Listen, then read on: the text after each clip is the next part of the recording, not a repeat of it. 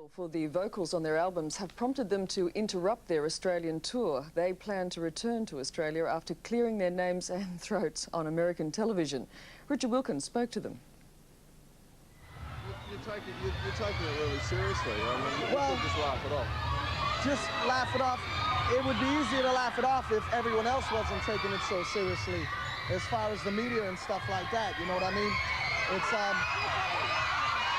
just wait a second for this. But I was saying, I don't think we would take it seriously at all. That was my first reaction when I heard it. I laughed because I know, it's ridiculous. Okay, like I was saying, we took it, totally with the laugh, when we first heard about it. In fact, me and my manager, when he first told me about it, we laughed, and we were in my hotel room, we just started laughing. But then he said, but the press is going crazy about it. And that's the only reason we've gotten serious about it, is because it's a situation where it's been all over the world in the press, and everyone is taking it far too serious. So rather than let everyone else control, the truth about it and control what happens to us around it, we figured we might as well stand up and control it ourselves, excuse me, and, clear the air ourselves rather than let it die down and let people think what they want. We figured we better, say the truth and, let it be known, where we stand in this whole thing. It must hurt a lot. I mean, there's stories, there's journalists saying new Milli Vanilli's on the block and all that stuff. That must really... It does hurt. It only hurts in the sense that it's not fair for people to do that. It's not fair for them to say this guy is our producer. It's not fair for them to say that we didn't sing on our records. And it's not fair for them to compare us to Milli Vanilli. That's what hurts, you know what I mean? We find strength in the fact that we know the truth, you know what I mean? But for everyone to be unfairly reporting it, it's not right. It's not right for newspapers and for news channels to go and say this is what's happening when it's totally untrue. They're all saying this guy's our producer. That should show right there. Everyone knows Maurice Starr's our only producer. Everyone knows that. So how can they turn around and say Greg McPherson is our producer? It's not fair for the press to tell things that ain't true, but we'll get over it and we'll come through it and we'll be all right. Thank you. All right, man. Cheers. And Richard Wilkins joins us this morning. Good morning to you. Scenes of mayhem. That was just after they got the keys to the city of Melbourne. We did that on Saturday.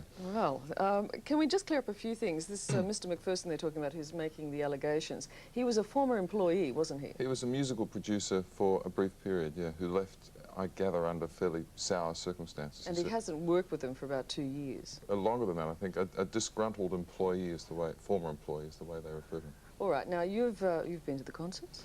My ears are still ringing, yeah.